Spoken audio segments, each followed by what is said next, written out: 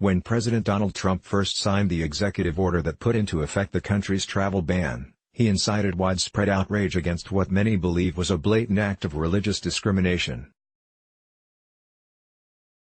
But recently we have been noticeably silent on the case against religious discrimination.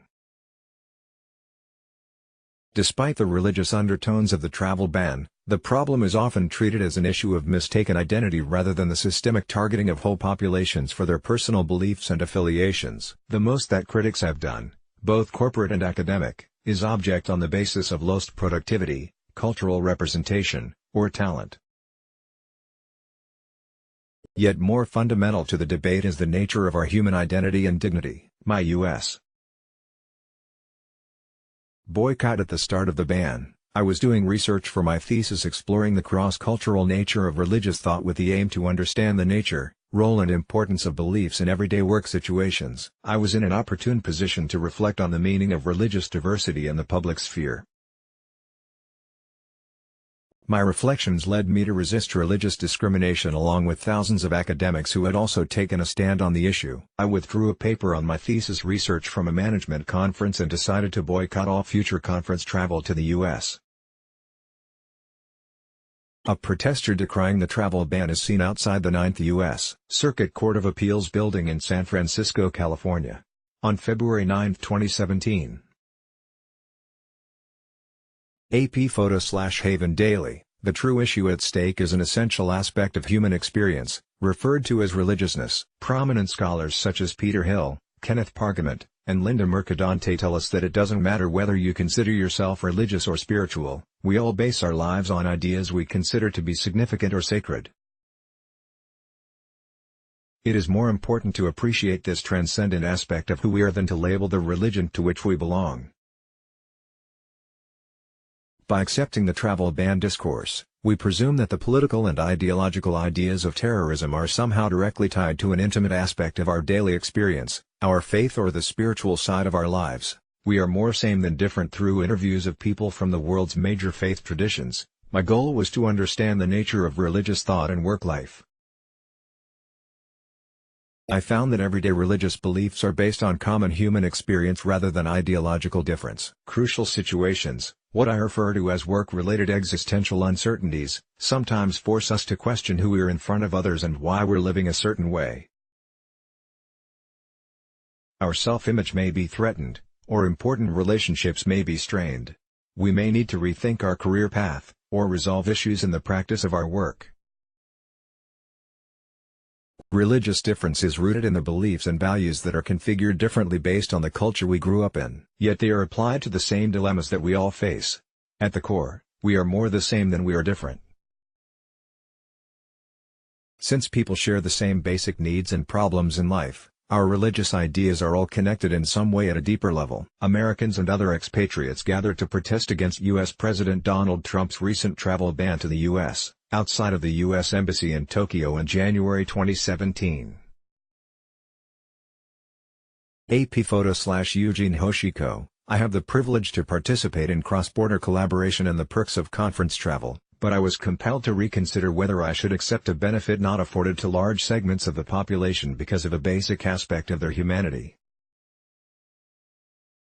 We share a deeper connection. In my research I also discovered the types of religio-spiritual beliefs associated with people's common experiences. Quite a few religions see observances as having an important role in bringing transcendence to work experience.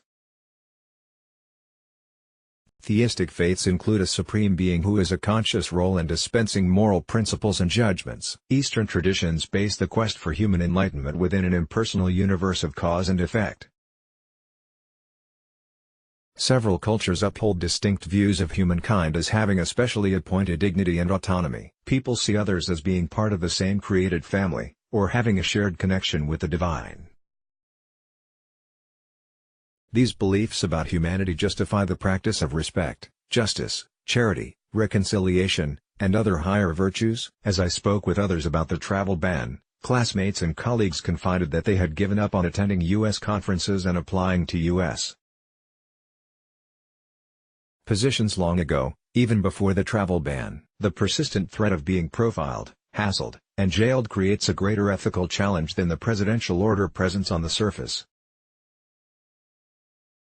Although advocacy by the academic community dwells mainly on the benefits of cross-border collaboration, more fundamental is the notion of fairness and objectivity in the academic enterprise. Academia is one of the few truly global communities, one that upholds universal values based on equality.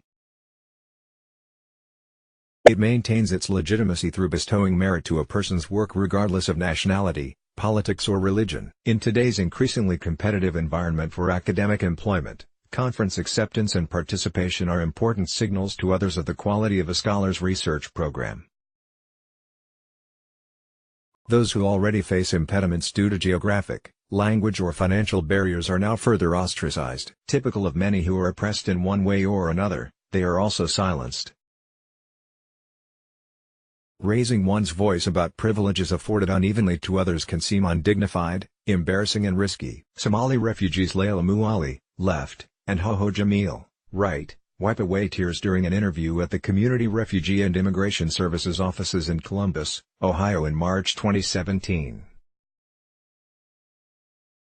AP photo/John Manchillo. We must actualize genuine faith. While writing my thesis, I was also reading about perhaps the most notorious convergence of business and religion in history. In Bury the Chains, Prophets and Rebels in the Fight to Free an Empire's Slaves, Adam Hochschild describes how the abolition of slavery was incited through the valiant efforts of a small group of Quaker and evangelical Christians.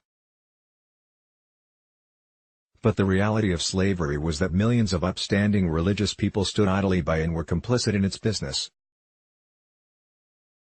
Ministers held ownership shares in slavery operations, including John Newton, who admitted the evil of his ways 34 years after becoming an Anglican clergyman, and well after composing the beloved hymn Amazing Grace. Religiousness is not just about believing. In my interviews, I discovered that Branda Dervin's concept of sense-making is important to actualize religious and spiritual practice.